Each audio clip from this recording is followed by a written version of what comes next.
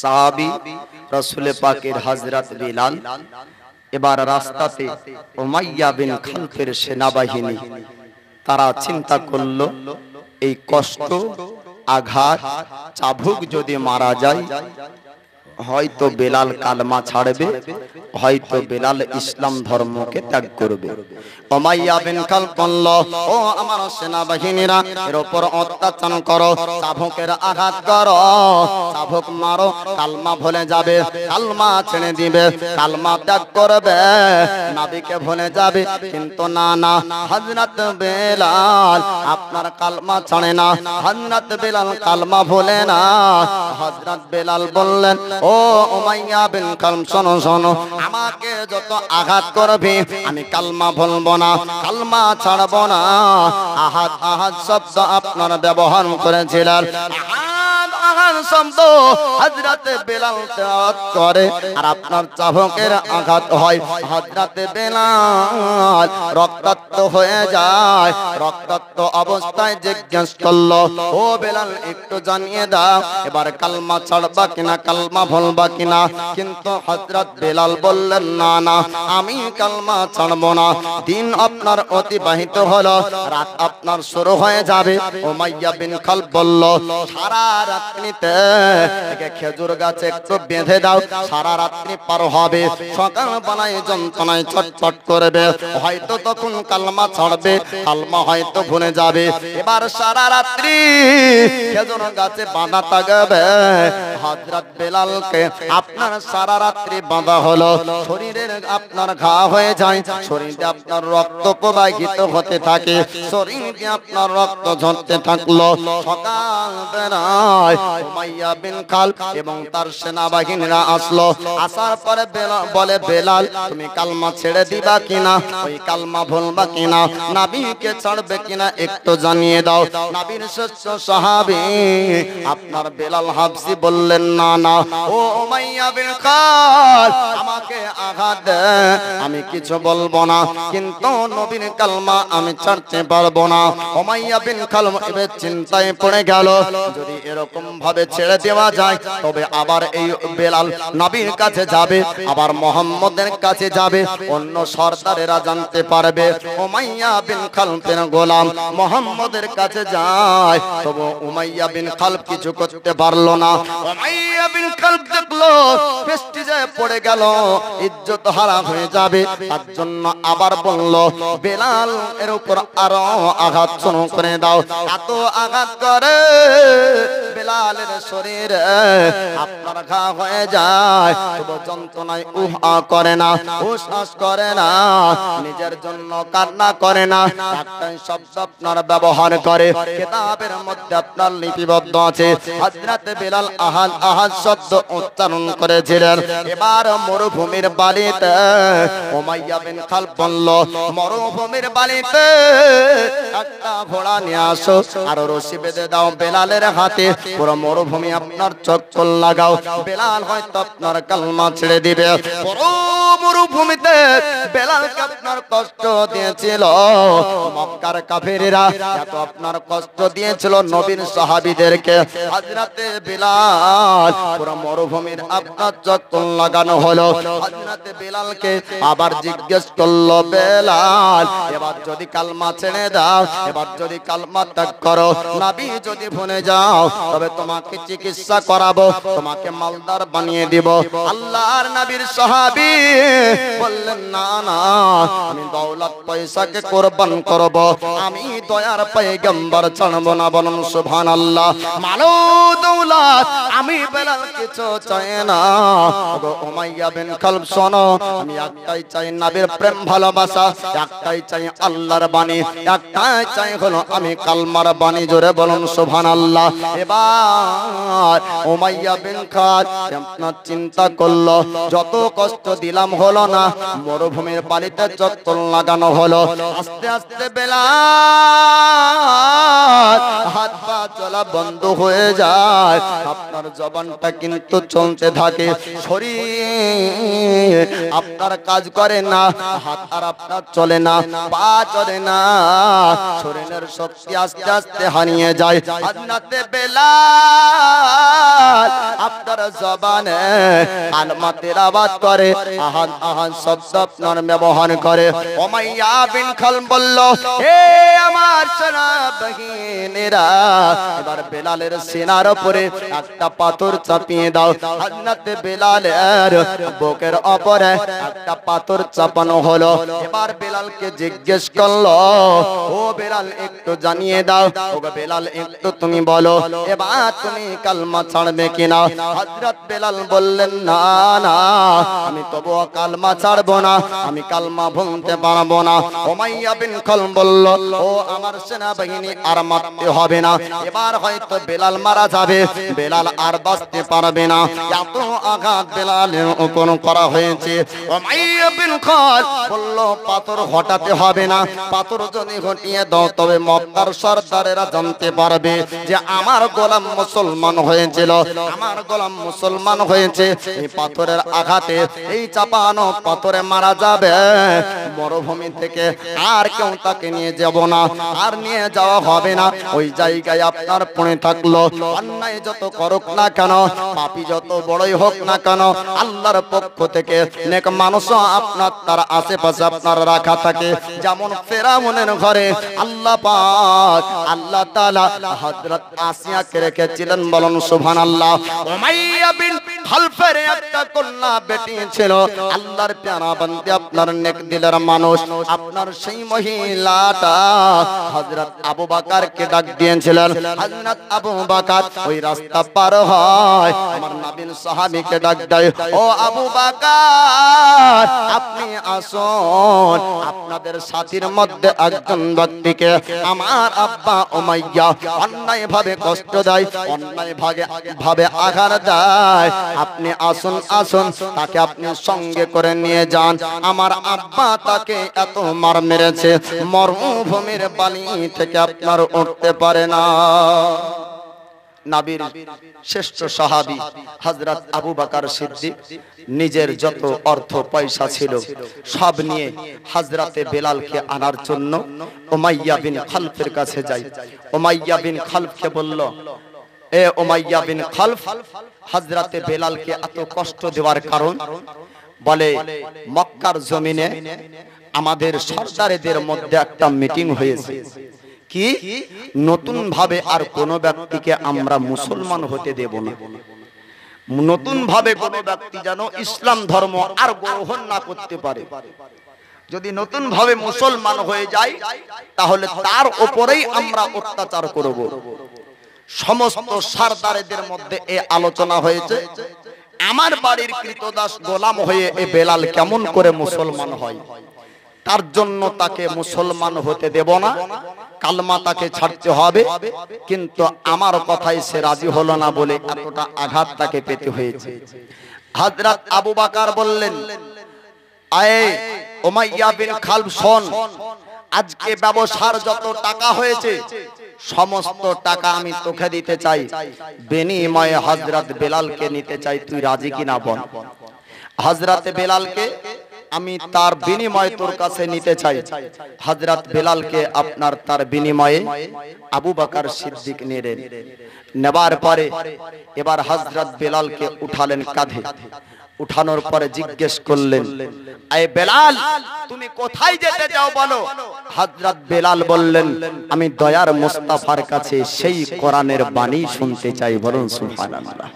আমি নবীর নুরানি চেহারাকে দেখতে চাই, আমি দয়ার মুস্তাফার কাছে যেতে চাই, আল্লাহর নবীর কাছে। হযরতে বেলালকে নিয়ে যাওয়া হলো। আমার রাসূল পাক, আল্লাহ পাক নবী পাককে এত ক্ষমতা দান করেছিলেন যে হাত দিয়ে একবার হযরতে বেলালের শরীরে হাত বুলিয়ে দিলেন, হযরতে বেলালের সমস্ত ব্যথা দূর হয়ে গেল, বলুন সুবহানাল্লাহ। নবীর হাত ভোলানোতে, নবীর হাত দেওয়াতে ঘা ভালো হয়ে গেল, ব্যথা দূর হয়ে গেল। নবী আমার বললেন, আয়ে বেলাল, তুমি এত সহ্য করেছো, এত আঘাত কষ্ট সহ্য করেছো, আজ বেলাল তোমার উপর আমি নবী সন্তুষ্ট, আমি নবী রাজি।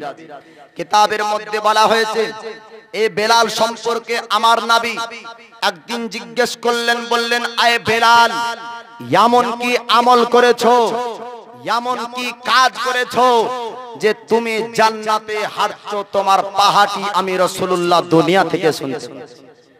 আয়ে বেলাল, এমন কি কাজ করেছো যে তুমি জান্নাতে হাঁটছো আর তোমার জান্নাতে হাঁটার পাহাটির শব্দ আমি নবী দুনিয়া থেকে শুনছি? হযরত বিলাল বললেন, ইয়া রাসূলুল্লাহ, আমার জীবনে কোনোদিন তাহিয়াতুল ওযুর নামাজ কাজা হয়নি। আমি জীবনে যত ওযু করেছি, নামাজ পড়েছি, এটা এই সময়কার ঘটনা না, পরবর্তীর হাদিস বলছি যে হযরতে বেলাল নবীকে ভালোবেসে এমন উঁচু মাকাম পেয়েছিলেন যে নবী জান্নাতে হযরত বেলাল হাঁটছে তার সুসংবাদ নবী আমার বেলালকে দুনিয়াতে জানিয়ে দিচ্ছেন।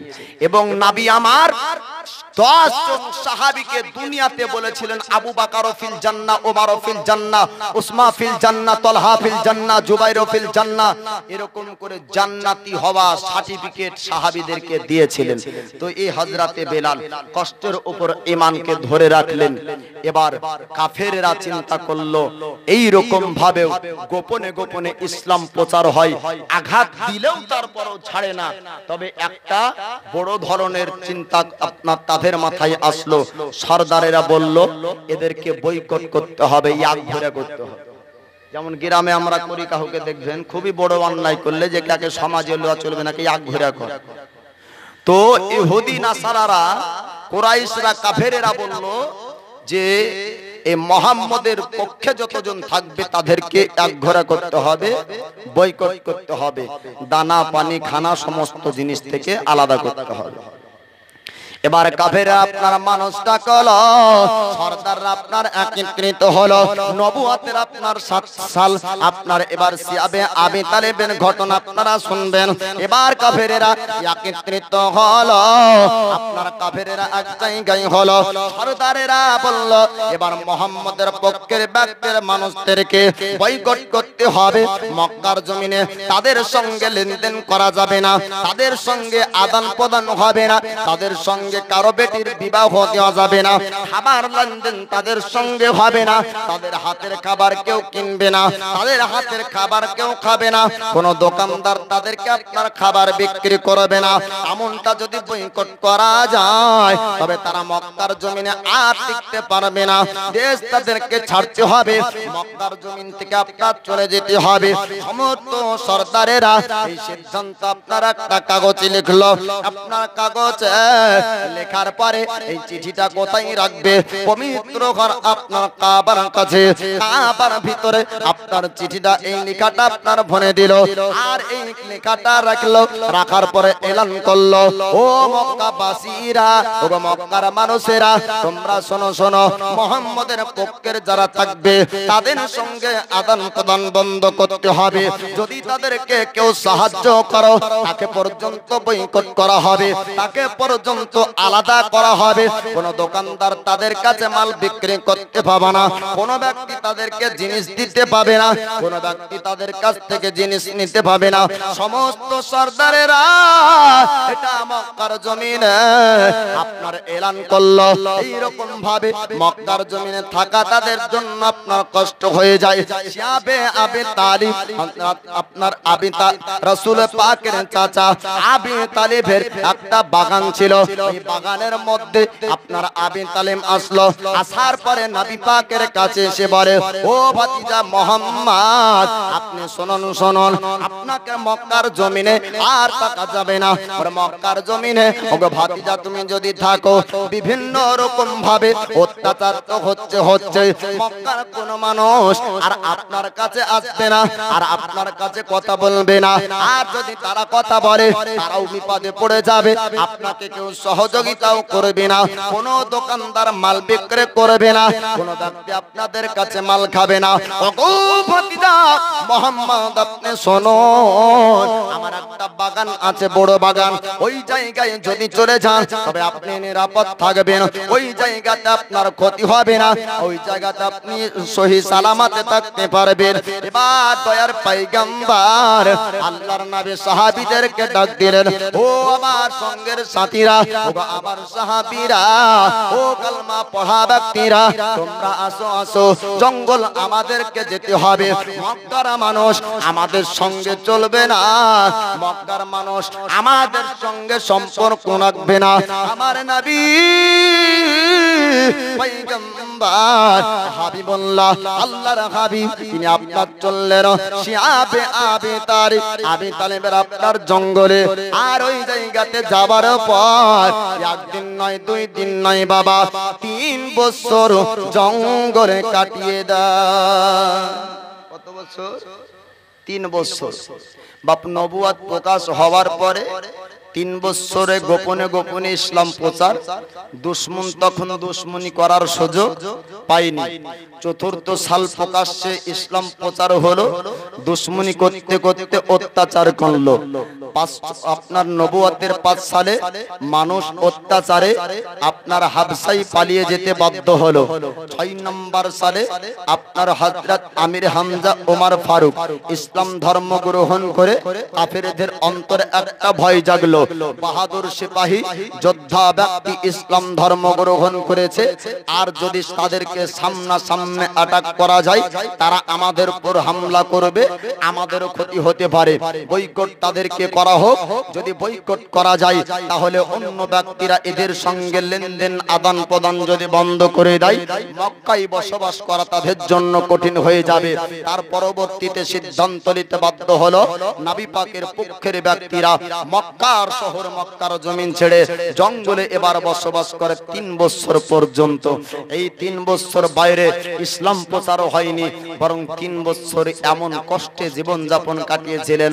3 বছর না খাবার না পানি, কোনো জিনিস আপনার ওই জায়গায় যেত না। তবে কিভাবে ছিল?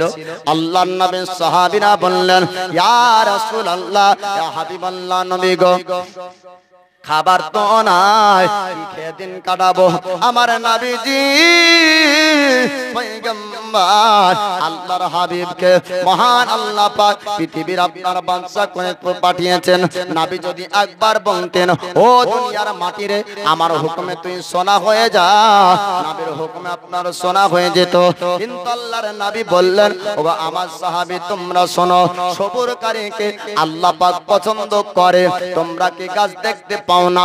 আরে ইয়া রাসূলুল্লাহ, ইয়া হাবিবাল্লাহ, নবী গো, গাছ দেখতে পাই, তবে গাছের মধ্যে তো ফল নাই। ইয়া রাসূলুল্লাহ, যদি ফল থাকতো হয়তো ফল খেতাম। আমার নবী বলে, ও আমার সাহাবীরা, ও আমার সঙ্গের সাথীরা, গাছে যত ফল নাই, গাছের পাতাগুলোকে তোমরা শাক বানিয়ে নাও, গাছের পাতাগুলা তোমরা সবজি বানিয়ে নাও, আর ওই সবজিকে তোমরা জীবন যাপন করো। আমার নবীজি সাহাবীদের সঙ্গে 1 নয় 2 নয় বাবা, 3টি বছর ধরে গাছের পাতাকে শাক বানিয়ে বানিয়ে আপনার তৈরি করে খেয়ে 3 বছর আপনার জঙ্গলে কাটিয়ে দেয়। আমরা ভাবছি খুব সহজের মধ্যে ইসলাম পেয়েছি। না না, ইসলাম ধর্ম সহজে আসেনি। হাজার হাজার মা আপনার সন্তানকে হারিয়েছে, হাজার হাজার সন্তান তার আব্বাকে হারিয়েছে। 1টা নয় 2টা নয় বাবা, অনেক যুদ্ধ হয়েছে, জঙ্গে ওহদ, জঙ্গে বদর, বিভিন্ন সাহাবীরা জীবনকে কোরবান করেছে। পরিবর্তে আপনারা ইসলাম ধর্ম আমরা পেয়েছি। সাহাবীরা 1 নয় 2 নয় 3টি বছর গাছের পাতা খেয়ে আপনার জঙ্গলে কাটিয়ে দিয়েছেন, তার বিনিময়ে ইসলাম ধর্ম আপনারা পেয়েছি। সাহাবীদের পিঠ দিয়ে রক্ত ঝরেছে, পরিবর্তে আমরা ইসলাম ধর্ম পেয়েছি। সাহাবীরা বিভিন্ন বিভিন্ন অত্যাচারের বিনিময় ইসলাম ধর্মকে আমরা কায়েম ও দায়েম হিসাবে পেয়েছি। আল্লাহ পাক আল্লাহ তাআলা ওই সমস্ত সাহাবীদের মধ্যে এত আপনার সবর দিয়েছিলেন, একটা নয় দুইটা নয় 3টি বছর আপনার জঙ্গলে কাটিয়ে দিলেন। এবার রাসূলুল্লাহর কাছে আপনারা আবে তালিম যাওয়ার পরে বলেছিল, ও ভাতিজা মুহাম্মদ, এরকম ভাবে জঙ্গলে খাবার নাই পানি নাই, এই জঙ্গলে কেমন করে সময় কাটে আমার নবীজি? তিনি বললেন, চাচা গো, এক নয় দুই নয় কয়েকটা বছর এরকম ভাবে কেটে গেল, পানি নাই খাবার নাই, গাছের পাতা আমাদের জন্য খাবার হয়। ও চাচা, গাছের পাতা খেয়ে খেয়ে আমরা এরকম সময়টা কাটিয়ে দিলাম। আবু তালিব যাওয়ার পরে বলল, ও মক্কার কুরাইশেরা, ও মক্কার সরদারেরা, আয় তোদের সঙ্গে আমি একটা মাহেদা করব, আমি একটা মিটিং করব, আমি তোদের সঙ্গে একটা আলোচনা করব। কুরাইশের সরদারেরা আপনারা আসলো। আবু তালিব বলেছিল, ও মক্কার সরদারেরা, ভাতিজা মুহাম্মদকে তোরা শহরের মধ্যে আসতে দে, মক্কার জমিনে আসতে দে। তারা বলল, না না, আসতে দেওয়া হবে না। কুরাইশের মধ্যে কয়েকজন ব্যক্তি তারা দাঁড়িয়ে গেল, হাত উঠিয়ে বলল, ও আবু তালেব, তোমার ভাতিজা মুহাম্মদকে মক্কা জমিন আমরা আনবো, চলো। ওই চিঠি আর রাখবো না, কাবার ভিতরে থাকবে না, ওই সিদ্ধান্তকে ছিঁড়ে ফেলবো, ওই সিদ্ধান্তকে কাবার ভিতর থেকে বের করবো। এই কয়েকজন ব্যক্তি কাবার কাছে গেল, আর যাওয়ার পরে ডাক দিল, ও কুরাইশের ব্যক্তিরা, ও কুরাইশের মানুষেরা, তোমরা শোনো শোনো, তোমাদের সিদ্ধান্তকে কাবার ভিতরে রাখবো না, এটা কেমন করে ইনসাফ হতে পারে? আমরা আরাম করে খাবার খাই, আমরা শহরে বসবাস করি, আর আমাদের কুরাইশের কিছু ব্যক্তিরা আপনার জঙ্গলে গাছের পাতা খাবে। না না, এমনটা হতে পারে না। নরম দিলের কিছু মানুষ ছিল, ও আবু জেহেল, আবু লাহাব, শোনো শোনো, আমরা ওই চিঠি গোলাকে ছিঁড়ার জন্য কাবার কাছে এসেছি।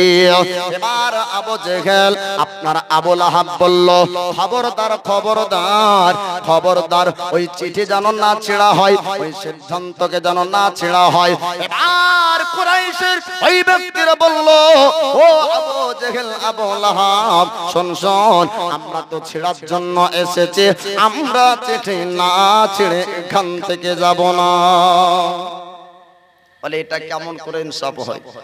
অন্য ধর্মের ব্যক্তি হলেও কারোর মধ্যে একটু নরম দিলের মানুষ হয়, তাই না? সে বলছে যে কি, যতই সে আমাদের ধর্ম পালন না করুক, তারপরেও আমাদের বংশের, আমাদের দেশের মানুষ জঙ্গলে থাকবে, এক নয় দুই নয় 3 বছর হয়ে গেল, এটা হতে পারে না। তাদেরকে গ্রামে নিয়ে আসব, তাদেরকে শহরে জায়গা দিব। আর যে সিদ্ধান্ত নেওয়া হয়েছে যে যে ওই ব্যক্তির সহযোগিতা করবে তাদেরকে পর্যন্ত বৈকট্য করা হবে, তাদেরকে পর্যন্ত আলাদা করা হবে। এই কাগজ রাখবো না, এই কাগজকে ছিঁড়ে ফেলবো। আর এই কাগজকে ছিঁড়ার জন্যই কাবার কাছে এসেছি। কুরাইশের সরদারেরা আবু জেহেল, আবু লাহাবরা বলল, খবরদার, ওই কাবার ভিতরের ওই চিঠি যেন না হাত দিবি, ওটা ছেড়া যাবে না। ওটা কুরাইশের সরদার নয়, বরং সমস্ত গোষ্ঠীর সরদার একসঙ্গে মিলে এর উপর সই করা হয়েছে, সিদ্ধান্ত নেওয়া হয়েছে, পুরো মক্কার মধ্যে ওদের কোনো জায়গা হবে না। এরা বলল, না, তাদেরকে জায়গা দিব। আবু তালিব বলল, শোনো, আমার ভাতিজা একটা কথা বলল মুহাম্মদ, যে ওই কাগজ যে লিখেছিল, এই কাগজের মধ্যে লেখা নাই, লেখাগুলা পোকা মাকড়ে খেয়েছে। জোরে বলুন সুবহানাল্লাহ। আমার ভাতিজাকে তোমরা ঝোটা বলো, আমার ভাতিজাকে তোমরা মিথ্যুক বলো, আমার ভাতিজার সম্পর্কে তোমরা গালি দাও, আমার ভাতিজা তো মক্কাতে নাই, আমার ভাতিজা তো কাবার কাছে নাই। তোমাদের নিজের হাতের লেখা, তোমাদের নিজের হাতে রাখা ওই কাগজ সম্পর্কে আমার ভাতিজা মোহাম্মদ বলেছে ওই কাগজ আছে কিন্তু কাগজের লেখা নাই, ওই লেখাগুলাকে পোকা মাকড়ে খেয়ে নিয়েছে। আমার ভাতিজা সত্য কিনা ঝোটা এর প্রমাণ হবে ওই কাগজটা বের কর, তাহলে প্রমাণ পেয়ে যাব আমার ভাতিজা ঝুট কথা বলে না কি বলে না। সুবহানাল্লাহ। জিয়াউল হক এই দেখেন, যা হোক ওনার নাতি আছে জিয়াউল হকের হসপিটালে 210 টাকা দান করেছে। আল্লাহ পাক তার নাতিকে সুস্থতা দান করুক, সকলে পড়ুন আমিন। আমিন ইয়া রাব্বাল আলামিন। বিজয় হাবিবিকা সাজ্জাদুল আম্বিয়ায়ে ওয়াল মুরসালিন, আপন নেক নিয়াতে দান করবেন, আল্লাহ পাক দানকে কবুল করবেন। তো আবি তালেব বললেন, হে মক্কার বাসীরা তোমরা শোনো, আমার ভাতিজা মোহাম্মদ বলেছে যে এই কাবার ভিতরে যে কাগজটা লিখে রেখেছো এর উপরে লেখা থাকবে না, লেখাটা পোকা মাকড়ে খেয়েছে। সে তো পোকা মাকড়কে দেখেনি, তোমাদের হাতে লেখা কাগজ তোমরা প্রমাণ করলে বের করো।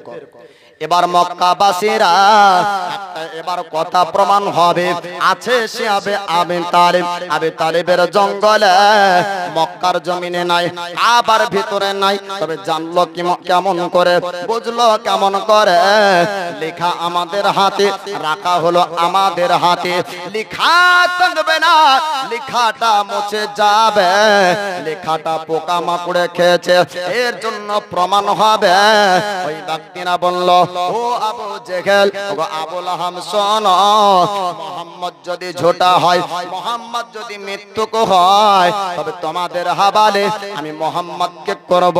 নবী পাকের চাচা আবু তালিব বললেন, ও মক্কাবাসীরা আমার ভাতিজা মুহাম্মদকে আমি তোমাদের হাতে তুলে দেব। যদি এই কথাটা মিথ্যা হয় আর যদি সত্য হয়, আমার ভাতিজা মুহাম্মদকে মক্কার জমিন আসতে দিতে হবে। এবার কুরাইশের মানুষেরা বলল যে হ্যাঁ হ্যাঁ, যদি লেখা তার মধ্যে না থাকে তবে সিদ্ধান্ত পাল্টে যাবে, আর তোমার ভাতিজা মুহাম্মদকে আসতে দেওয়া হবে। আর যদি লেখা থেকে যায় তবে তোমার ভাতিজা মুহাম্মদ আমাদের হাওয়ালে করতে হবে, তাকে কতল করব। আল্লাহ নবীর চাচা আবু তালেব ভাতিজার কথার উপর বিশ্বাস ছিল, নবী পাকের কথার উপর বিশ্বাস ছিল, তাই আবু তালেব বলল হ্যাঁ হ্যাঁ তাই হবে। এবার তোমরা কাগজটা বের করো। আল্লাহ পাক আল্লাহ তাআলা ওই কাগজের উপর আপনার লেখা থাকলে পোকা মাকড় দিয়ে আপনারা খাইয়ে দিয়েছিলেন। কাবার ভিতরে আপনার ঢোকা হলো, ওই কাগজটা আপনার পেন করা হলো, বাইরে আসার পর কাগজটা আপনার দেখতে যাবে, আপনার কাগজটা শর্ট করে কাগজ আছে কিন্তু কাগজের লেখা না, কাগজ আছে কাগজের লেখা নাই। মক্কাবাসীরা এবার জানতে পারলো, বুঝতে পারলো যে মুহাম্মদ ঝোটা নাই। একটা প্রমাণে আপনার শতাধিক মানুষ মুসলমান হয়েছিল, জোরে বলুন। যারা কেবল মাত্র চেয়েছিল যে তাদেরকে মক্কাতে জায়গায় কেবল দেওয়া হোক, এ দাবি যাদের ছিল তারা বুঝলো খালি মক্কাতে জায়গা না, ঝোটা ব্যক্তি যদি হয় তার কথাও মিথ্যা হতো, আছে অন্য জায়গায়, এই জায়গার খবর যে বলে দিতে পারে সে কোনোদিন ঝোটা হতে পারে না। নিশ্চয় ইসলাম ধর্ম সত্য ধর্ম, আর কালমার বাণী হলো সত্যের বাণী, তাই তারা কালমা পড়েছিল, শতাধিক মানুষ আপনার মুসলমান হয়েছিল। এবার আবি তালেবের ঘটনা আপনার ওই জঙ্গল থেকে আমার রাসূলুল্লাহকে এবং তৎসহ সমস্ত ব্যক্তিদেরকে আপনার আনা হলো মক্কার জমিনে। আবার পুনরায় তারা আপনার প্রবেশ করলেন, জোরে বলো। 3 বছর কেটে গেল, সিয়াবে আবি তালিব জঙ্গলে 3 বছর পার করলেন। নবুয়াতে 10 সাল চলছে। আমার রাসূল পাক সাল্লাল্লাহু তাআলা আলাইহি ওয়াসাল্লাম এই নবুয়তের 10 সালকে বলা হয়েছে দুঃখের বছর। কিসের বছর? দুঃখের কষ্টের বছর। বলে কেন? এই নবুয়তের 10 সালে নাবির প্রিয় দুইজন ব্যক্তির ইন্তেকাল হয়েছে। এক তিনার চাচা আবু তালিব, আর দুই নাবির প্রথম বিবি হযরত খাদিজাতুল কুবরা উম্মুল মুমিনিন, সমস্ত মুমিনের মা খাদিজাতুল কুবরা 25 বছর বয়স, 25 বছর পর্যন্ত নাবির সঙ্গে সংসার জীবনযাপন, নাবির সমস্ত কষ্টের সমাতে সাথ দিয়েছেন। নাবির মহব্বত প্রেম ভালোবাসার সঙ্গে সময় কাটিয়েছেন 25 বছর। 65 বছর বয়স পেয়ে খাদিজাতুল কুবরার ইন্তেকাল হয়েছিল। এর জন্য এই বছরটাকে বলা হয়েছে গম কা সাল, দুঃখের বছর। নবুয়তের আপনার 10 সাল। হযরত খাদিজাতুল কুবরার ইন্তেকাল আবু তালিবের ইন্তেকালের পরে হয়েছিল 5 দিন পর। 5 দিন আগে আবু তালিব তার চাচার ইন্তেকাল হয়, আর 5 দিন পরে হযরত খাদিজাতুল কুবরার ইন্তেকাল হয়।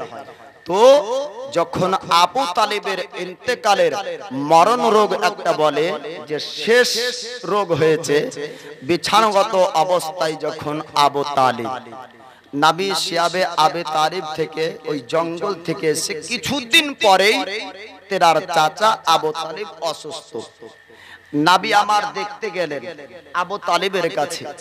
এ আবু তালিব নবীর 8 বছর বয়স থেকে নিয়ে 50 বছর বয়স পর্যন্ত যত রকমের দুঃখ কষ্টের সময় কেবলমাত্র কালেমা পড়া ছাড়া যত রকমের মহব্বত ভালোবাসার দরকার সমস্ত কিছু আবু তালিব নবীর সঙ্গে করেছেন।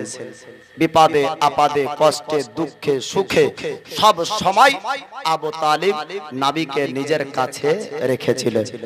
এবার সেই অসুস্থের সমাতে আমার নবী যাবার পরে বলেন, চাচা গো, একবার আপনি কালেমা পড়ুন, একবার আপনি ঈমান আনুন, আপনার জন্য আমি নবী কিয়ামতে সুপারিশ করব, আপনার জন্য আমি আল্লাহর কাছে মাগফিরাতের দোয়া করব। কিন্তু মারদুদ শয়তান আবু জেহেল আবু লাহাবদের কাছেই ছিল। তারা আবু তালেবের কাছে গিয়ে বলছেন, না ভাই, শেষবারে খবরদার বাপ দাদুর ধর্মকে ছেড়ো না, এই মুহাম্মদের কথার উপর এসো না, কালমা খবরদার পড়বে না। আল্লাহর নবী পয়গম্বর হাবিবুল্লাহ আপনার চাচাকে ভালোবাসতেন, চাচা আপনার নবী পাককে ভালোবাসতেন, ভাতিজা আপনার সম্পর্ক চাচা হিসাবে নবী আমার ভালোবাসতেন, ভাতিজা হিসাবে আবু তালিব ভালোবাসতো।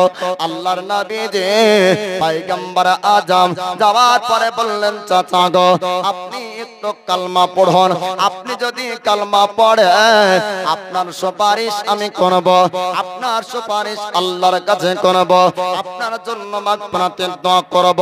ওগো চাচা, একবার আপনি কালমা পড়ুন। আবু লাহাব আবু জাহেল যাওয়ার পরে বলল, না না, খবরদার খবরদার, আপনি কালমা পড়বেন না, আপনি কালমা পড়বেন না, বাপ দাদু ধর্ম ত্যাগ করবেন না, লাত উজ্জার ইবাদত আপনি এতদিন করেছেন সেটাকে আপনি অস্বীকার করবেন, আপনি এমনটা করবেন না। বারবার আমার নবী বলেন, চাচা গো, আপনি একবার কালমা পড়ুন, আর বারবার এরা বলেন, না না, আপনাকে কালমা পড়তে হবে না। শেষ পর্যন্ত হলো নবীর চাচা আবু তালিব কালমা আপনার পড়তে পারলো না, বিনা কালমা পড়াতে আপনার মত হয়ে গেল। আল্লাহর নবী দোজাহানের বাদশাহ আল্লাহর হাবিব হাবিবুল্লাহ এত ভালো আপনার চাচাকে বাসতেন। আল্লাহর কাছে দোয়া করেন আবু তালেবের জন্য।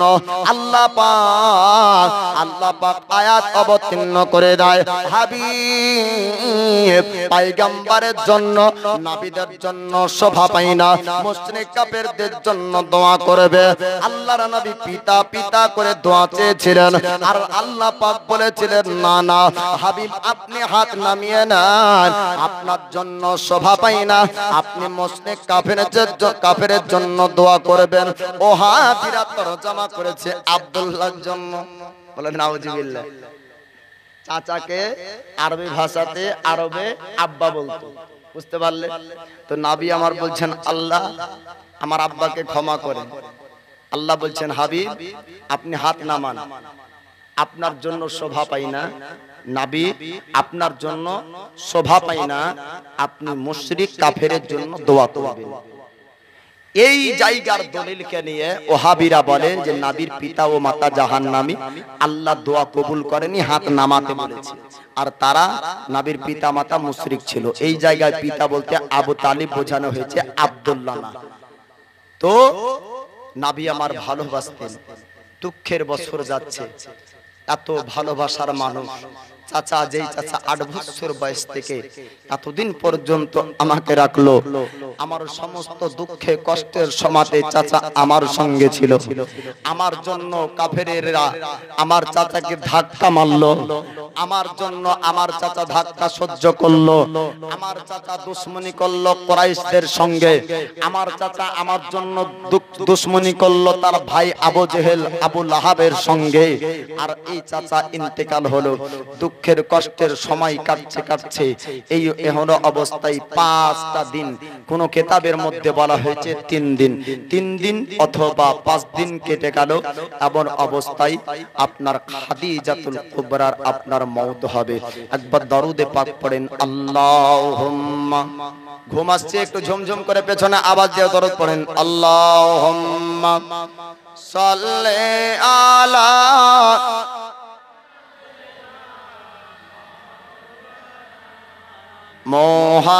মুহাম্মাদ আলা আলি সাইয়্যিদিনা মাওলানা মুহাম্মাদ সাল্লি আলা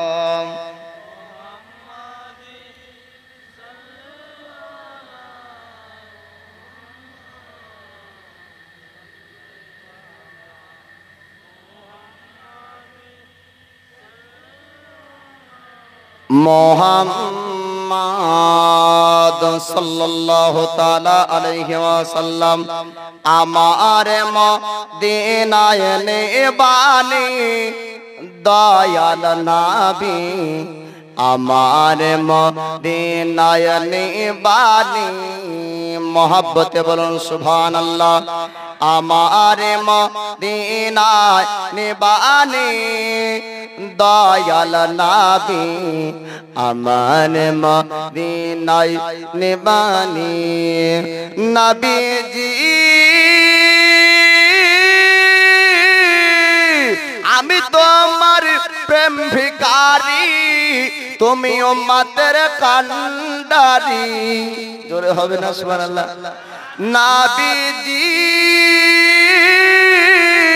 আমি তোমার প্রেম ভিখারি, তুমি উম্মতের কান্ডারি।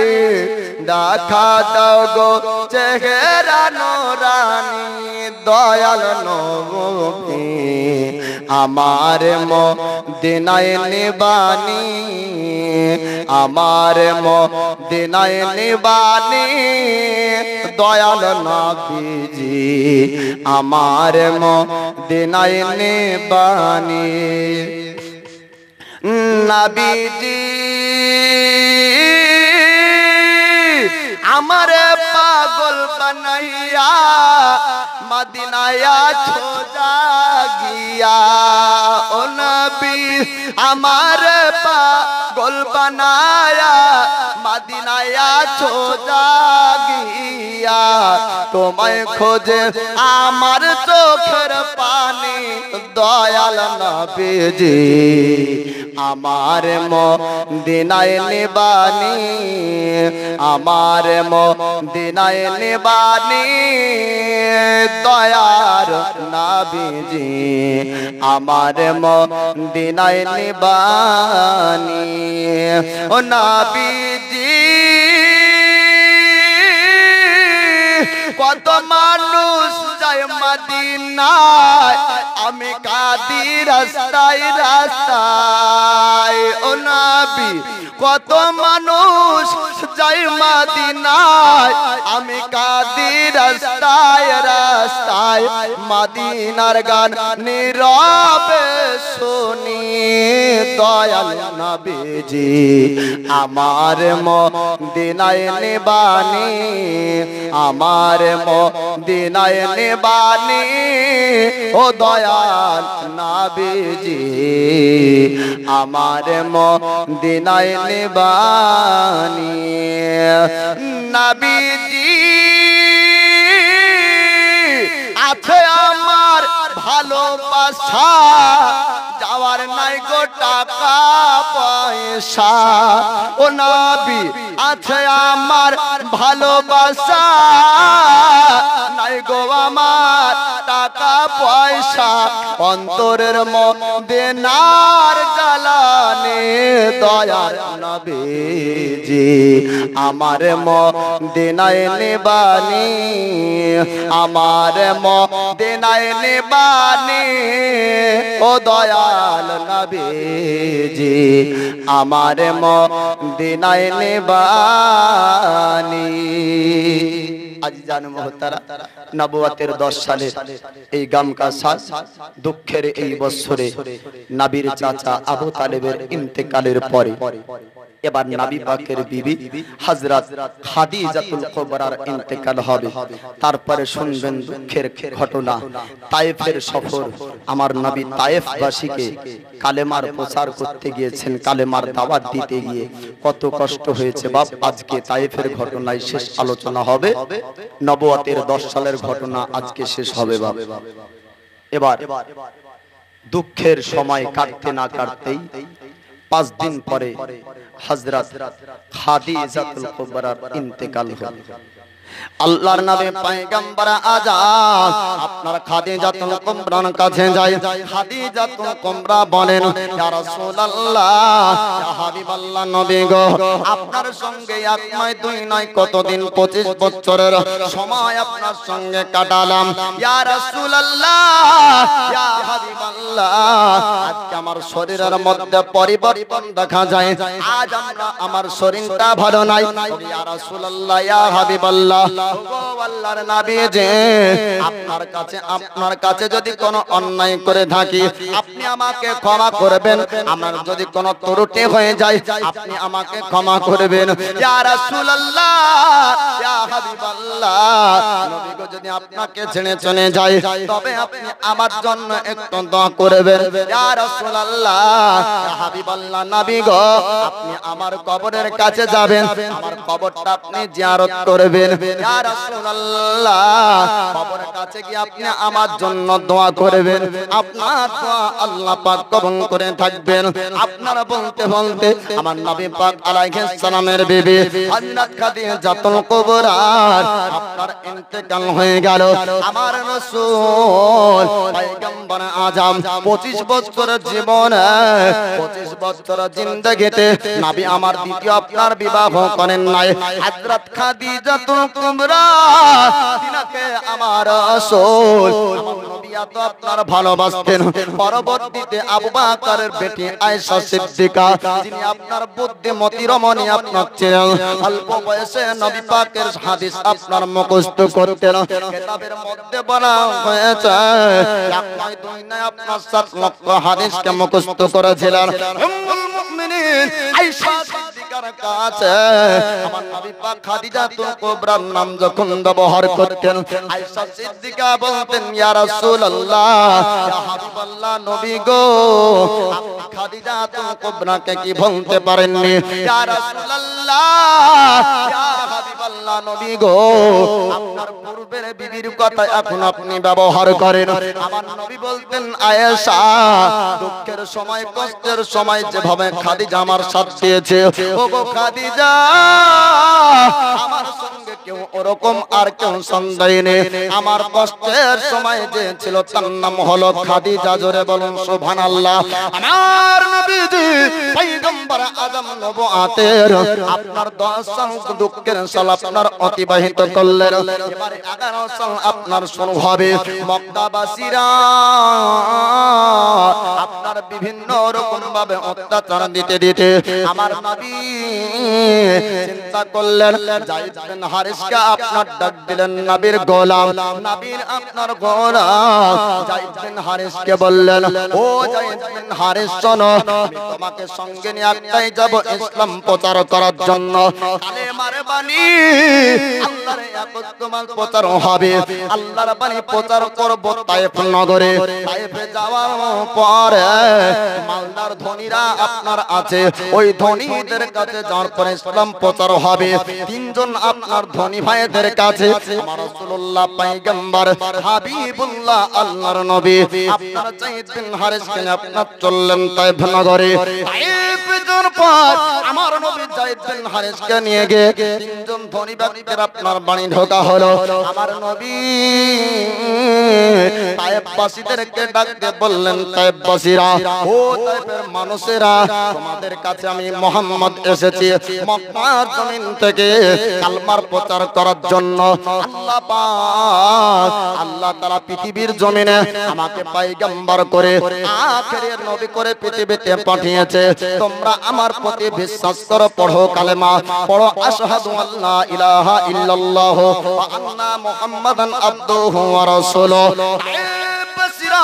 বললো, ওগো মুহাম্মদ, মক্কাতে তোমাকে অত্যাচার করেছে আমরা খবর পেয়েছি, তবে মক্কা থেকে তোমরা এসেছো তায়েফে, এবার তায়েফে কি তোমরা অশান্তি ছড়াবে? আমার নবী তিনি বললেন, ও তায়েফবাসীরা, আমরা অশান্তি ছড়াই না, অশান্তি থেকে শান্তি আনার জন্য তোমাদের কাছে এসেছি। তায়েফবাসীরা বলল, মুহাম্মদ, তুমি মক্কাতে অশান্তি ছড়িয়ে তোমার হয়নি, তুমি আবার তায়েফে এসেছো অশান্তি ছড়াতে। আমার নবী বলছেন, ও তায়েফবাসীরা, ওগো তায়েফের মানুষেরা, আমি অশান্তি ছড়ানোর জন্য না, এই তায়েফে এসেছি শান্তি ছড়ানোর জন্য, আর তায়েফে এসেছি কালমার প্রচার করার জন্য। তায়েফবাসীরা মুসলমান হবে, তায়েফবাসীরা কালমা পড়বে, আল্লাহর ইবাদত করবে, আর শান্তির বাণী প্রচার হবে এই তায়েফে। এবার ওই তিন ধনী আপনার কি করলো, গ্রামবাসী তায়েফ নগরের মানুষদেরকে ডাক দিল, হে তায়েফের মানুষ, তোমরা শোনো, যে মক্কার যে পাগলের জন্য, মক্কার যে দেওয়ানা মুহাম্মদের জন্য মক্কায় অশান্তি হয়েছে, আজ তায়েফে অশান্তি ছড়াতে এসেছে, একে পাথর ঢেলা মেরে তায়েফ থেকে তাড়িয়ে দাও।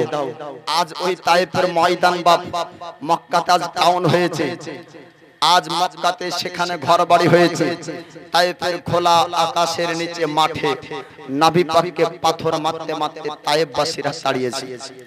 আল্লাহর নবী যায়েদ বিন হারিসকে নিয়ে আপনার ওখান থেকে এবার কাফেরেরা বলল, তায়েফের মানুষেরা, কাফিরা বলল, ও তায়েফ নগরের মানুষেরা, ও তায়েফবাসীরা, তোমরা শোনো শোনো, এই দেখো মুহাম্মদ মক্কার জমিন থেকে এসেছে, এই মক্কার জমিন থেকে এসে এই জায়গাতে ঝামেলা ফিতনা ছড়াতে এসেছে, পাগলকে তোমরা পাথর মেরে তাড়িয়ে দাও। আল্লাহর নবী দয়ার মুস্তাফা হাবিবুল্লাহর পেছনে আপনার পাথর তারা মারলো, পাথর মারতে মারতে তাড়িয়ে দেয়, আর পাথরের আঘাতে আমার নবীর শরীরে আপনার রক্ত প্রবাহিত হতে লাগলো, রক্ত আপনার খুন বের হতে শুরু হলো। আমার নবীজির যখন পা দিয়ে রক্ত বের হতে লাগলো, নবীর আপনার পায়ের মোজা পর্যন্ত ভিজে যায়, আমার রাসূলুল্লাহর নারাইন মুবারক আপনার ভিজে যায়, হরম মুবারক আপনার ভিজে যায়। যায়েদ বিন হারিস বললেন, ইয়া রাসূলুল্লাহ, ইয়া হাবিবাল্লাহ, ও আল্লাহর নবী যে আপনার উপর এত পাথরের আঘাত হয়, আপনার উপরে এত পাথর পড়ে, ইয়া রাসূলুল্লাহ, ইয়া হাবিবাল্লাহ, আর এই তায়েফে ইসলাম প্রচার করতে হবে না, আর কালমার বাণী প্রচার হবে না, ইয়া রাসূলুল্লাহ, নবী গো আপনি আগে আগে চলো, আমি পিছন পিছন যাব, পাথরে আঘাত আমার উপর পড়বে, আমার আমার নবীর দিওয়ানা নবী পাগল যায়েদ বিন হারিস আপনার বলতে থাকলেন ইয়া রাসূলুল্লাহ ইয়া হাবিবাল্লাহ নবী আপনাকে আমি আওরত করব আপনি আমার আগে থাকবেন পিছন থেকে পাথরের আঘাতগুলা আমার পিঠে পড়বে যায়েদ বিন হারিসের পিঠে এত পাথরের আঘাত পড়লো এত আপনার পাথরের আঘাত পড়লো কখনো কখনো আপনার জমিনে পড়ে যায় আবার জমিন থেকে উঠার পর আমার রাসূলুল্লাহর শরীরকে আপনার অবরোধ করে শরীরে আপনার লাগতে দেয় না যায়েদ বিন হারিসের আপনার মাথা পর্যন্ত ফেনে যায় রক্ত শরীর দিয়ে আপনার গড়তে থাকে আমার রাসূলুল্লাহ বললেন আল্লাহর হাবিব বললেন ও যায়েদ বিন হারিস এত কষ্ট তুমি সহ্য করো এত আঘাত তুমি সহ্য করো নবী পাকের গোলাম যায়েদ বিন হারিস বলতেছে ইয়া রাসূলুল্লাহ ইয়া হাবিবাল্লাহ আল্লাহর নবী আপনি শুনুন যায়েদ বিন হারিসের জীবন থাকা পর্যন্ত আমি রাসূলুল্লাহ গায়ে আঘাত আসতে দেব না আল্লাহর নবী পয়গম্বর হাবিবুল্লাহ একটা জায়গায় বসলেন বলে ওগো যায়েদ বিন হারিস কিছুক্ষণের জন্য আরাম করো কিছুক্ষণের জন্য আরাম করো মক্কা থেকে আপনার তায়েব যাওয়ার রাস্তায় আমার নবী পাক আরাম করেন দুইজন আপনার কাফের ব্যক্তি মক্কার কুরাইশের কাফেরের মধ্যে দুইজন ব্যক্তি গেল যাওয়ার পরে বলল হে মুহাম্মদ মক্কা জমিন থেকে তুমি তায়েব এসেছো ওই কালমার প্রচার করতে এত আঘাত তোমার উপর হয়েছে তবে শোনো আমার মনে তোমার উপরে একটু রহম আছে তাই তোমাকে আমি আঙ্গুরের বাগান তোমাকে নিয়ে যাব আঙ্গুরের বাগানে ওই দুইজন ব্যক্তি আপনার নিয়ে গেল গোলাম যায়েদ বিন হারিসকে এবং নবী পাককে আঙ্গুরের কিছু আপনার তোড়া থোকা পেড়ে পেড়ে দিল আমার রাসূলুল্লাহ তিনি আপনার বিসমিল্লাহ পড়ে আপনার আঙ্গুর যখন খেলেন ওই দুইজন ব্যক্তি আপনার অবাক হয়ে গেল আর বলতে থাকলো এই সুন্দর বাণীটা আপনি কোথায় পেলেন এমন সুন্দর শব্দ মক্কার জমিনে আমি কোনোদিন শুনিনি আল্লাহর নাম দিয়ে সস্তার নাম দিয়ে কোনোদিন কোন ব্যক্তিকে খেতে শুনিনি আমার নবী আল্লাহর হাবিব তিনি আপনার বললেন এটা আমার বানানো না আমার রবের বানানো বানিয়ান আপনার বাণী জোরে বলুন সুবহানাল্লাহ ওই দুইজন ব্যক্তি বললেন এত সুন্দর বাণী যেখান থেকে আসে সেইখান সে আপনার মিথ্যা হতে পারে না নিশ্চয় এটা সত্য ধর্ম হবে যেহেতু আজ পর্যন্ত লাতুনজার ইবাদত করলাম কিন্তু কোনোদিন আমরা বাণী পেলাম না কেবল মাত্র মানুষের খালে তৈরি করা পাথরের ইবাদত করে এসেছি ওগো মুহাম্মদ কোন বাণী তেলাওয়াত করতে হবে কোন কালমা আপনি পড়ান আমাদেরকে পড়িয়ে দেন আপনার কালমা পড়ে আমরাও মুসলমান হতে চাই বলুন সুবহানাল্লাহ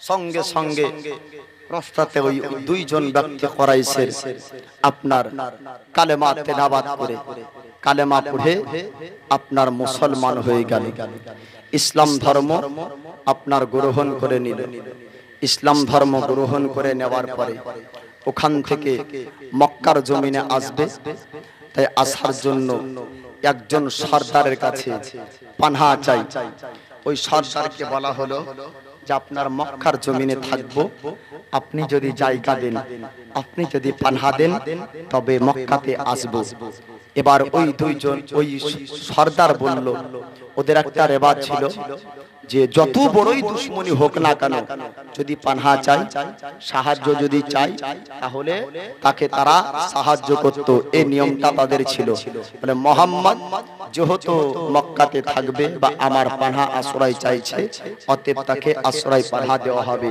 ওই সর্দারের দুই বেটাকে বলা হলো তোমরা তরবারি নিয়ে ঘোড়ার পিঠে সবার হয়ে যাও মক্কা থেকে তায়েফ যাওয়ার রাস্তাতে মুহাম্মদ আছে আর ওই জায়গাতে গিয়ে তোমরা তাকে এখানে নিয়ে আসোগা এবার আসা হলো আল্লাহর নবীকে নিয়ে এবার ওখান থেকে আপনার মক্কার জমিনে আবার পুনরায় ওই সরদার নিয়ে গেল কুরাইশের আবু জেহেল আবু লাহাব তারা আবার খবর পেল তায়েফ গিয়েছিল তায়েফ থেকে মার খেয়ে দেখ মক্কার জমিনে ফিরে এসেছে। এবার হাসি ঠাট্টা গুজব শুরু করলো, আর কাফেরেরা চিল্লিয়ে চিল্লিয়ে চিৎকার করে ডাক দিল, ও মক্কাবাসী, আসো, যদি এই দেওয়ানা পাগলে মার খাওয়া জখমি হওয়া শরীর দেখভাত। মক্কার আপনার কাফেরেরা চিৎকার করে ডেকে ডেকে বলল, ও কুরাইশের মানুষেরা, মোহাম্মদ পাগলকে দেখবা কি, আসো। এই পাগলকে চলো তায়েফে, মার খাওয়ার পরে আঘাতে রক্ত ঝরিয়ে মক্কার জমিন আপনার এসেছে।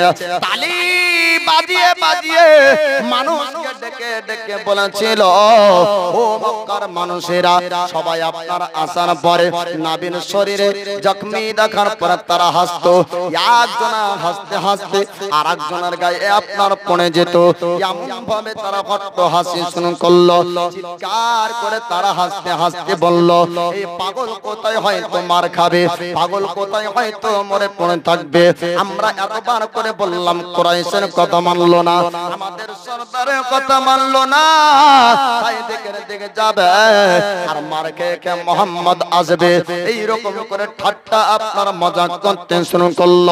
আল্লাহর নবী পয়গম্বর তিনি বারবার করে বলেছিলেন, ও চাচা আবু লাহাব, আবু জেহেলরা, এখনো সময় আছে, কালমা পড়ুন, এখনো সময় আছে, ঈমান আনুন। যত যত পরীক্ষা নবীর উপর করেছিল, সমস্ত পরীক্ষাতে আমার নবী আপনার পাস করেছিলেন, তবু আপনার ঈমান এনেছিল না। নবীকে কষ্ট দেওয়ার জন্য পূর্বের ঘটনা শুনেছেন, ভুঁড়ি টুড়ি আপনার চাপিয়ে দিত কাঁধে, আপনার রাস্তায় কাটা পুত্ত। আবু জেহেল বলল সেনাবাহিনীদেরকে, ও সেনাবাহিনীরা বিভিন্ন রকম তো তাকে কষ্ট দেওয়া হয়েছে, বলে এবার মোহাম্মদকে একটা বড় গর্তেতে ফেলবো, আর গর্ত থেকে যেন আপনার উঠতে না পারে। গর্ত পর্যন্ত করেছিল আল্লাহ পাক, আল্লাহ তাআলা আবু জেহেলকে গর্ততে ফেলেছিল, আপনার গর্ত থেকে কেউ উঠাতে পারে না। আবু জেহেল বলেছিল, গর্ত থেকে উঠাতে একজন পারবে, নাম তার মোহাম্মদ। কাফের হলেও তার বিশ্বাস ছিল মোহাম্মদের পাওয়ার শক্তি আলাদা। আল্লাহর নবী পয়গম্বরে আযম হাবিবুল্লাহ যাবার পর আবু জেহেলের গর্ত থেকে আবু জেহেলকে উঠাই। আবু জেহেল বলেছিল, মোহাম্মদ তুমি যদি সত্যি আমাকে উঠিয়ে দাও, তোমার কালমা পড়বো। উঠানোর পরে বলল, মোহাম্মদ সত্যই তুমি জাদুকর, সত্যই তুমি বড় জাদু জানো, জাদুর পরে তুমি মানুষকে মুসলমান বানিয়ে দাও, তোমাকে জাদুকর বিশ্বাস করব, পয়গম্বর মানব না। মক্কার বুকে আপনার মিথ্যা অপবাদ আস্তে আস্তে আরো ছড়িয়ে দিল। মুসলমানের সংখ্যা যখন আস্তে আস্তে বেড়ে গেল, আপনার মানুষ মিথ্যা অপবাদ প্রচার করলো যে মোহাম্মদের কাছে এত মানুষ কি করে মুসলমান হয়ে যায়। বলে মোহাম্মদের কাছে যে একবার যায় কালমা পড়ে নাই, জাদুর ক্ষমতায় জাদুর পারে তাকে মুসলমান সে বানিয়ে নাই। তবে একজন বুড়ি মক্কার শহর ছেড়ে পালিয়ে যাচ্ছিল। আমার রাসূল পয়গম্বর হাবিবুল্লাহ বুড়িকে ডেকে বলে, বুড়ি কিসের জন্য তুমি মক্কার শহর ছেড়ে দাও? বুড়ি বলল, মোহাম্মদ, আমি মোহাম্মদের ভয়ে, আমি নবীর ভয়ে পালিয়ে যাচ্ছি। একজন মক্কার জমিনে ব্যক্তি এসেছে, নাম তার মোহাম্মদ, আর ওই মোহাম্মদ ব্যক্তিকে, মোহাম্মদ ব্যক্তির কাছে যে যায় কালমা পড়ে মুসলমান নাকি হয়ে যায়। তাই মক্কার জমিনে আমি আর থাকবো না, যদি মক্কার জমিনে থাকি মোহাম্মদের সামনে হয়ে যায়, তবে আমাকেও কালমা পড়ে মুসলমান বানিয়ে নিবে, বাপ দাদুর ধর্ম আমাকে ছেড়ে দিতে হবে। আল্লাহর নবী তিনি বললেন, বুড়ি মা, তুমি আপনি কোথায় যাবেন একটু জানিয়ে দেন। আমি কোথায় যাব ঠিক নাই, তবে মক্কার শহর ছাড়বো, মক্কার শহরে আমি আর থাকবো না। আমার নবী বললেন, ও বুড়ি, তোমার পুটলিটা দাও, মক্কার শহর থেকে তুমি যত দূর যাবা তোমার পুটলি মাথায় করে আমি নিয়ে যাব। পুটলি আমার নবী পাক মাথায় করলেন, আপনার চলতে থাকলেন। যেতে যেতে যেতে যেতে বুড়ি বলে, এবার বাবা থেমে যাও, আর আমি সামনে যাব না। আমার নবী বলেন, বুড়ি এবার একটু আপনি বলুন, আপনি কি কোনোদিন মোহাম্মদকে দেখেছেন? বুড়ি বলে, না না, মোহাম্মদকে দেখিনি। আমার নবী বলে, মোহাম্মদকে কি আপনি দেখবেন না? বলে, মোহাম্মদকে দেখবো না, যদি মোহাম্মদকে দেখেনি তবে মোহাম্মদ জাদুর জালে আমাকে ফাঁসিয়ে দিবে। এরকম বিভিন্ন মানুষের কাছে মিথ্যা প্রচার হয়েছিল যে মোহাম্মদের কাছে এত মানুষ কি করে ইসলাম গ্রহণ করে মুসলমান হয়। তখন এই কাফেরেরা বলেছিল যে সত্য বাণী শুনে নয়, বরং ওর বানানো বানানো কালাম বলে আর তার মধ্যে একটা জাদু করে দেয়, আর এই জাদুতে মানুষ মুসলমান হয়ে যায়। এই জাদুর জাল থেকে মানুষ পালাতে পারে না। বুড়ির কানে এই খবর, বুড়ি মক্কা শহর ছেড়ে দিবে।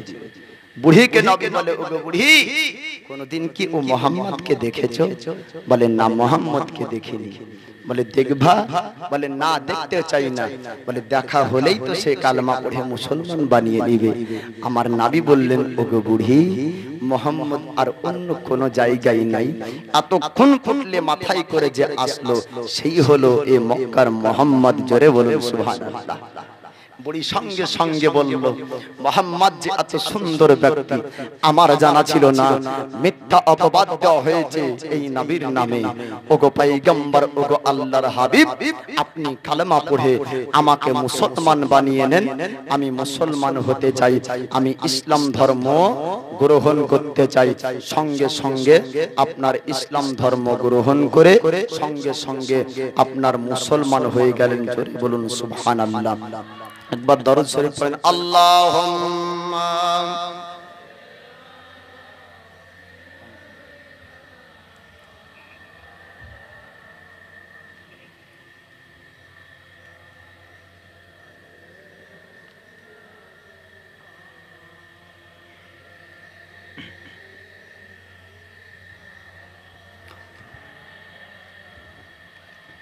हरदम ज़बा से निकालो पाक नबी मोहम्मद।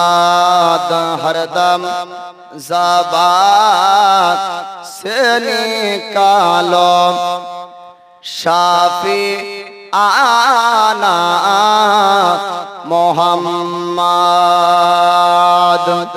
सल्लल्लाहु ताला अलैहि वसल्लम। तो रसूल पाक सल्लल्लाहु ताला अलैहि वसल्लमेर नबुवतेर जिंदगी আপনার 10 সাল, নবুয়তের 10 সালে দুইজন ব্যক্তির অফাত শুনলেন। 11 সাল চলছিল। তায়েফ নগরে এই কালেমার প্রচার করতে গেলেন। তায়েফ নগর থেকে ফিরে আসলেন। নবুয়তের 11 সাল আপনার, অর্থাৎ নবী পাকের 51 বছর 5 মাস বয়সে মহান আল্লাহ পাকের নূর আল্লাহ পাককে নবী ডাইরেক্ট দেখেছিলেন। জোরে বলুন সুবহানাল্লাহ।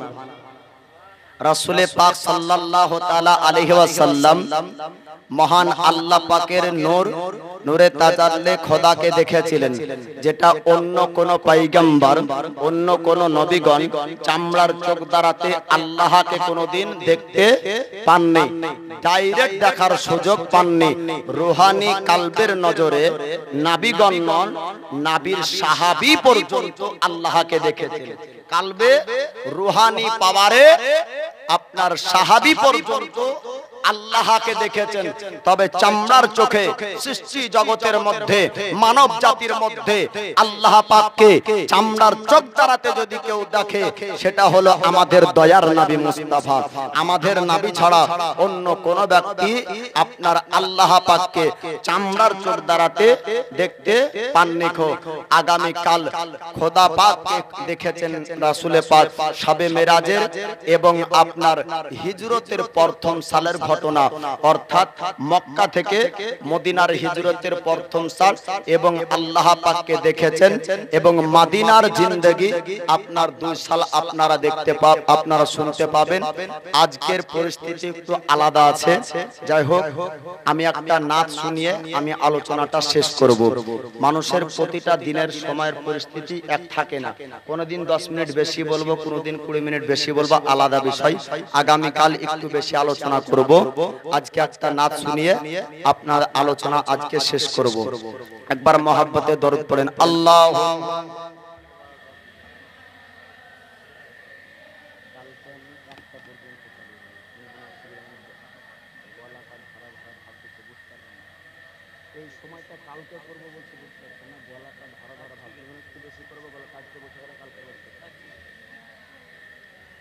মাওলানা মুহাম্মদ সাল্লাল্লাহু আলা মুহাম্মাদিন মুহাম্মদ সাল্লাল্লাহু তাআলা আলাইহি ওয়াসাল্লাম 786 জোরে বলুন সুবহানাল্লাহ 786 92 লাগাও রে মোবাইল নাম্বার ধরবে ধরবে মাদিনার সেন্টার 786 92 লাগাও রে মোবাইল নাম্বার ধরবে ধরবে মাদিনার সেন্টার इश्क नबी जेरे सिम काटी लगाओ आपन आपन हिदायत डालन তোমার শেষ হবে না থাকবে সব সময়ে থাকবে সব সময় দরদ পড়ে রিচার্জ কর দরদ পড়ে রিচার্জ কর এমনি নবীর অফার ধরবে মদে নার সেন্টার 786 92 লাগাও রে নাম্বার ধরবে মদিনার সেন্টার নেটওয়ার্ক বিজি কব হয় না জি নেটওয়ার্ক বিজি কব হয় না জি এমনি একটা টাওয়ার ধরবে মদিনার সেন্টার ইশক নবীজির সিম কাটি লাগাও আপন আপন হিদায়ত ডালেন তোমার শেষ হবে না ডালেন তোমার শেষ হবে না থাকবে সব সময় থাকবে সব সময় দরদ পড়ে রিচার্জ কর এমনি নবীর অপার ধরবে মদিনার সেন্টার নামাজ শেষে মুখ হাসতে কল করো ইয়াকিন করে